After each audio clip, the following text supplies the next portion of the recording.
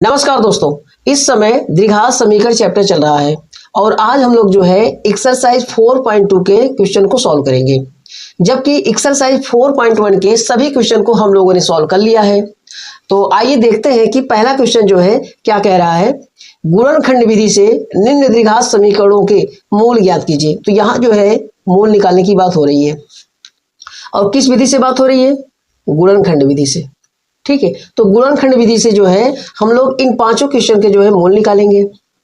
ठीक है, तो आइए जो है पहले क्वेश्चन के द्वारा जो है हम लोग ये समझते हैं कि गुणनखंड विधि से समीकरण के मूल कैसे निकाले जाते हैं। ठीक है, आइए देखते हैं पहला क्वेश्चन। देखिए यहाँ है x square minus 3x minus 10 बराबर 0। तो गुणनखंड विधि में सबसे पहले हम क्या करते हैं कि यहाँ जो माइनस 10 है पहले उसको यहाँ नोट करेंगे हम लोग माइनस 10, और यहाँ जो यक्स का गुणांक है मतलब बीच में कितना है माइनस 3, उसको नोट करेंगे। अब हम जो है दो संख्या ढूंढेंगे और दो ऐसी संख्या ढूंढेंगे कि उन दोनों का अगर गुणा कर दें तो 10 आ जाए और जोड़ दे तो कितना आ जाए 3 आ जाए। ठीक है, और चिन्ह सहित आना चाहिए।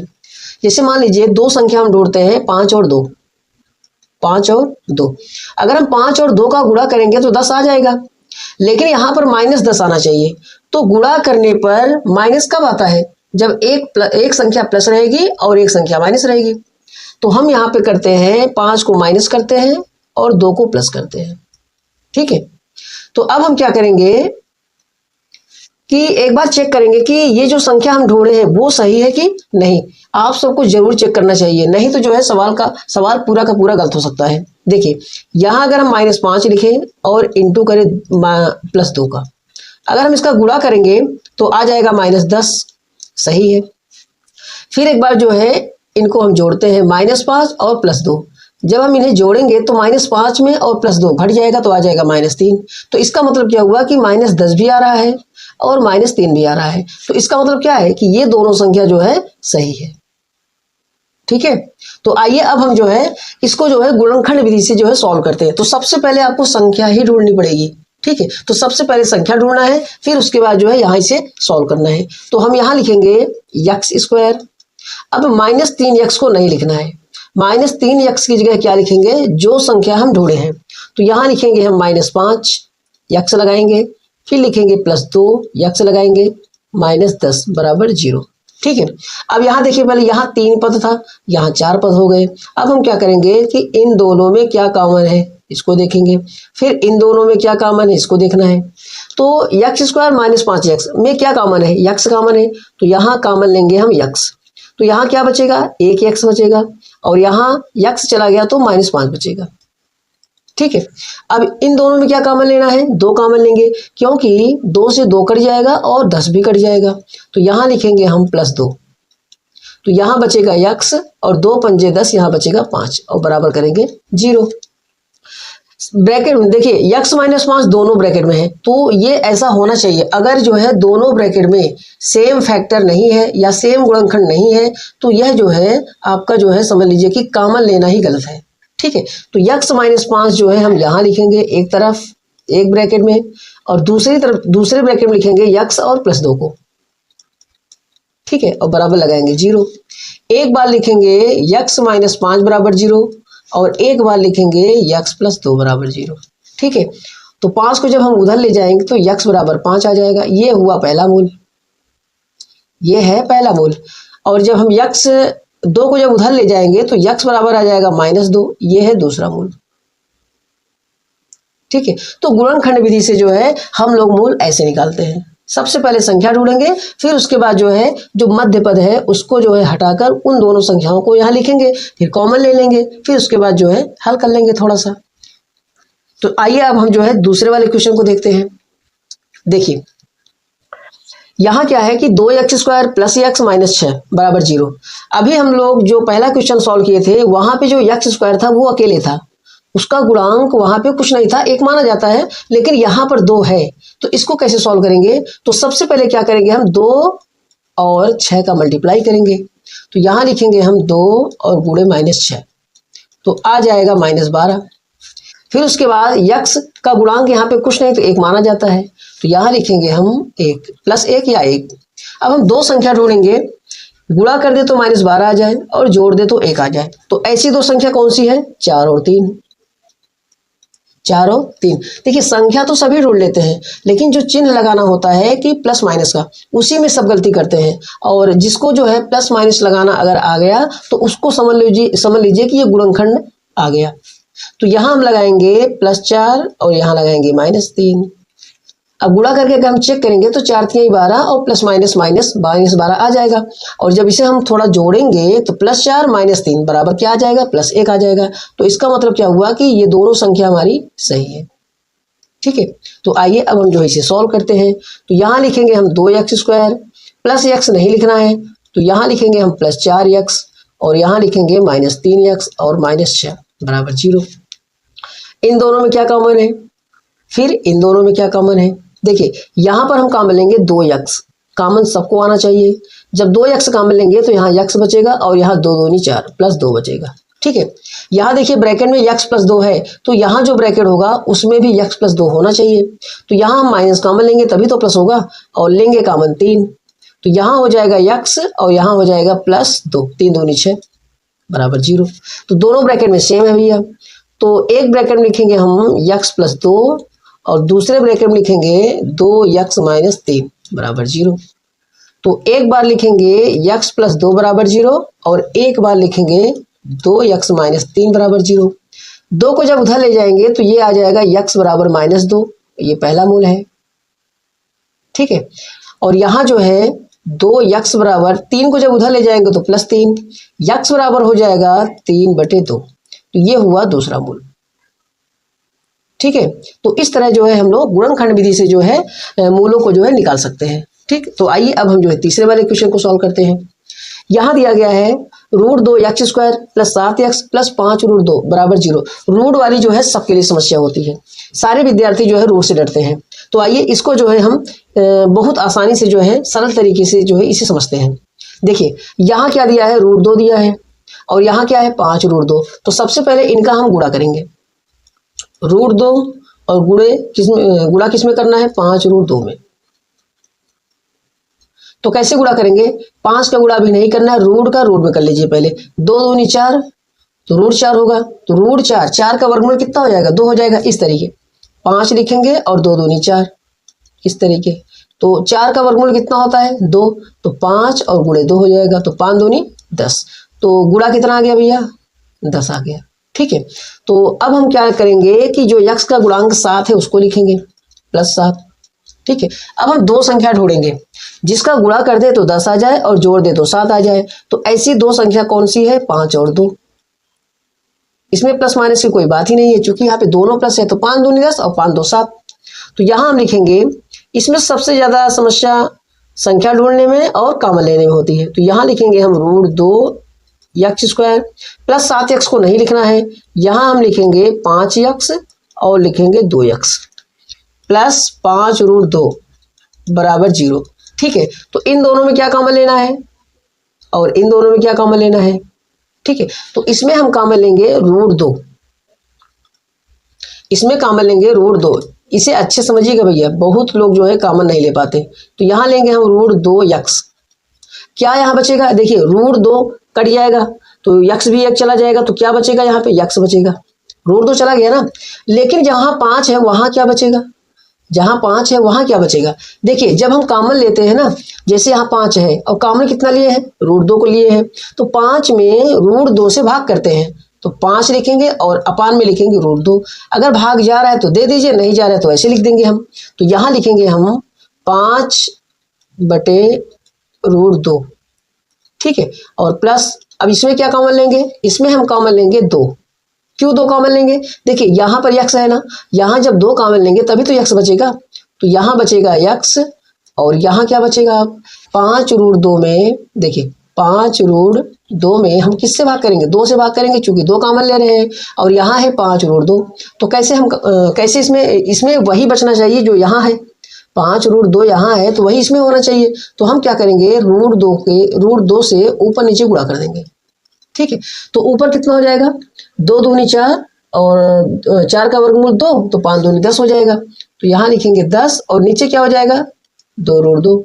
2 से 10 कट जाएगा, 2 पंजे 10, तो क्या आएगा 5 रूट 2।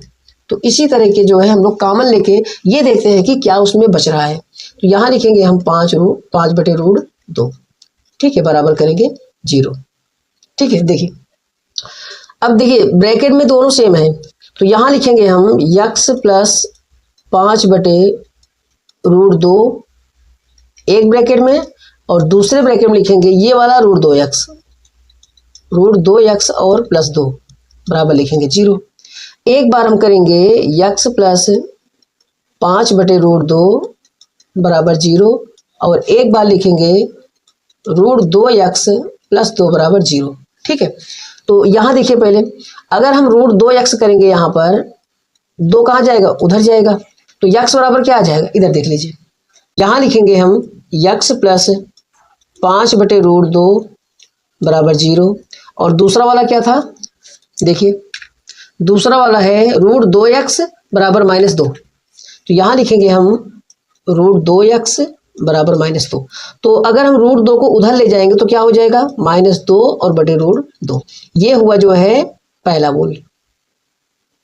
ठीक है, तो इसे जो है अगर इसे हम थोड़ा और सरल करें, जैसे रूट 2 नीचे है, अगर हम चाहें तो रूट 2 से ऊपर नीचे गुणा कर दें। देखिए x बराबर -2 बटे रूट 2, अगर हम रूट 2 से ऊपर नीचे गुणा कर दें तो क्या हो जाएगा, यहाँ हो जाएगा -2 रूट 2, और नीचे क्या हो जाएगा 2 दूनी 4 और 4 का वर्गमूल 2। इसे हम परिमेयकरण कहते हैं, हर का परिमेयकरण। नीचे रूट 2 है, रूट 2 को यहाँ हटा दिए हैं हम, तो इसे कहते हैं हर का परिमेयकरण, क्योंकि यह अपरिमेय था तो रूट 2 से ऊपर नीचे गुणा करके हम यहाँ से रूट को हटा दिए, तो इसे कहते हैं हर का परिमेयकरण। तो यहाँ 2 से 2 कैंसिल हो गया, तो कितना आया -√2। तो ये हुआ जो है आपका पहला मूल। ठीक है, तो यहाँ ये भी सही है और यहाँ ये भी सही है। ठीक है, तो कोई मतलब किसी एक को भी आप लिख सकते हैं। अगर आप यहाँ से इसको ला दिए तो और अच्छी बात है। तो चलिए अब हम जो है इसका निकालते हैं। तो इसमें क्या करेंगे हम, देखिए x बराबर 5 बटे रूट 2 को हम उधर ले जाएंगे तो -5 और बटे रूट 2, ये हो गया आपका दूसरा मूल। ठीक है, यहाँ भी जो है अगर आप रूट 2 को हटाना चाहते हैं नीचे से, तो रूट 2 से ऊपर नीचे गुणा करके आप हटा सकते हैं। ठीक है, तो चलिए अब हम जो है चौथे वाले क्वेश्चन को सॉल्व करते हैं। देखिए 2x² - x प्लस 1/8 बराबर 0। तो सबसे पहले जो नीचे 8 है, चलो उसको हटा देते हैं। ठीक है, तो हम कैसे हटाएंगे, तो 8 का गुणा करेंगे 2 में, तो ये हो जाएगा 8 दूनी 16x² और -8x और प्लस 1, पूरे का बटा 8 होगा, पूरे का बटा 8 होगा। लेकिन हम क्या करेंगे, 8 का गुणा, चलिए एक बार लिख देते हैं हम, पूरे का बटा 8 और बराबर 0। तो 8 का गुणा हम कर देंगे तिर्यक गुणा 0 में, तो ये हो जाएगा 16x² - 8x प्लस 1 बराबर 0।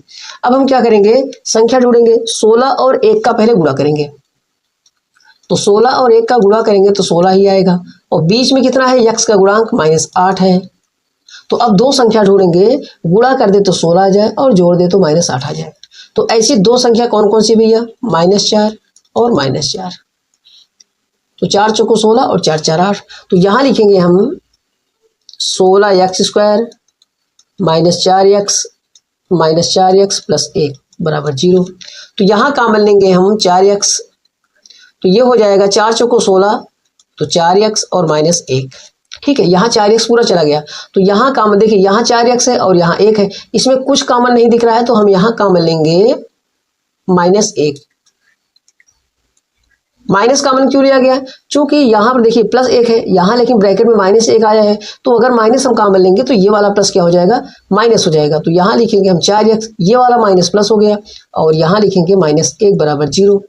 तो ब्रैकेट वाला हम यहाँ लिखेंगे 4x - 1 एक ब्रैकेट में, और इसे और इसे मिलाकर यहाँ लिखेंगे 4x - 1 एक ब्रैकेट में। ठीक है, और यहाँ हम देख रहे हैं कि दोनों सेम है भैया, तो इसे हम जो है ऐसे भी लिख सकते हैं। अगर सेम है तो x की दोनों वैल्यू जो है, x के दोनों मूल्य जो है बराबर आएंगे। तो यहाँ इसे जो है अगर हम 4x - 1 बराबर 0 करेंगे तो 4x बराबर 1 हो जाएगा, और x बराबर कितना आ जाएगा, 1/4। ठीक है, तो इसी प्रकार जो है अगर हम यहाँ भी बराबर 0 करेंगे तो x के दोनों मान जो है बराबर आएंगे, x के दोनों मान जो है बराबर आएंगे। तो यहाँ अगर हम लिखें 4x - 1 बराबर 0, फिर क्या हो जाएगा 4x बराबर 1 और यक्स बराबर हो जाएगा 1/4। तो दोनों मूल जो है बराबर आया हुआ है। ठीक है, तो इस तरह जो है हम लोग गुणनखंड विधि से जो है समीकरण के मूल निकाल सकते हैं। तो आइए अब हम जो है पांचवें वाले क्वेश्चन को देखते हैं। यहाँ लिखा है 100x² माइनस 20x प्लस 1 बराबर 0। तो इसे हम कैसे करेंगे? देखिए, सबसे पहले क्या करेंगे, 100 और 1 का गुणा करेंगे तो 100 ही आएगा। ठीक है, और उसके बाद जो है बीच में कितना है, यक्स का गुणांक -20 है। दो संख्या हम जोड़ेंगे, गुणा करें तो 100 आ जाए, जोड़ दें तो -20 आ जाए। तो दो संख्या कौन सी है भैया? 25 चौको 100, 25 चौको 100 नहीं, दूसरी संख्या बताइए। दूसरे 10 धामा 100 और 10 10 20, तो यहाँ संख्या हो जाएगी -10 और -10। ठीक है, -10 और -10 का गुणा करेंगे तो +100 आ जाएगा, अगर जोड़ेंगे तो -20 आ जाएगा। तो चलिए अब हम सॉल्व करते हैं। तो यहाँ लिखेंगे हम 100x²। देखिए, इसे जो है हम एक तरीके से और सॉल्व कर सकते हैं। जैसे देखिए, पहले अगर यहाँ 100x² है तो यहाँ हम इसे लिख सकते हैं 10x का होल स्क्वायर। ठीक है, और यहाँ 1 है तो यह 1 का स्क्वायर तो होगा ही, बराबर 0। अब ये बताइए, पहले यहाँ माइनस लिखें, यहाँ 2 हम अपने से लिख देते हैं, यहाँ ये वाला 10x लिख देते हैं और ये वाला 1 लिख देते हैं। अगर हम इसका गुणा करें तो 10 दूनी 20 मिल रहा है ना। सबसे पहले हम क्या किए, सबसे पहले क्या किए हैं कि इसका स्क्वायर बना दिए यहाँ पर। ठीक है, फिर उसके बाद जो है यहाँ 1 है तो इसका भी स्क्वायर बना दिए। ठीक है, और उसके बाद क्या किए हैं कि 2 एक्स्ट्रा अपने से लिख दिए, ये वाला 10x यहाँ लिख दिए, ये वाला 1 यहाँ लिख दिए। फिर इनका अगर हम गुणा करते हैं, अगर ये वाला आ जाता है 2 धम्मा 20 आ गया ना, 10 दूनी 20। तो अगर ये आ जाता है तो यह जो है किसका फार्मूला हो जाएगा, a माइनस बी का होल स्क्वायर या a प्लस बी का होल स्क्वायर। माइनस है तो माइनस वाला, प्लस है तो प्लस वाला। ठीक है, तो यहाँ देखिए पहले माइनस है तो ये फॉर्मूला बन जाएगा 10x, और ये वाला 10x लिखेंगे और ये वाला 1 लिखेंगे, बीच में क्या रहेगा माइनस। 10x माइनस 1 का होल स्क्वायर बराबर 0। स्क्वायर को अगर हम 0 के पास करेंगे तो स्क्वायर खत्म हो जाएगा भैया। 10x minus 1, 1 minute, 10x minus 1 बराबर 0 लिखेंगे। 10x बराबर हो जाएगा 1 और x बराबर हो जाएगा 1/10। ठीक है, और यहाँ एक मूल नहीं आया है, ये इसके दोनों मूल जो है बराबर आएंगे। ठीक है, तो इसके दोनों मूल जो है x बराबर 1/10 आएंगे। ठीक है, तो आज हम लोगों ने गुणनखंड विधि को सीखा और पहले वाले क्वेश्चन के 5 क्वेश्चन को हम लोगों ने सॉल्व किया। तो वीडियो कैसा लगा कमेंट आप जरूर करिएगा। अगर वीडियो अच्छा लगा हो तो लाइक, शेयर और सब्सक्राइब करना मत भूलिएगा। तो चलिए मिलते हैं अब नेक्स्ट वीडियो में।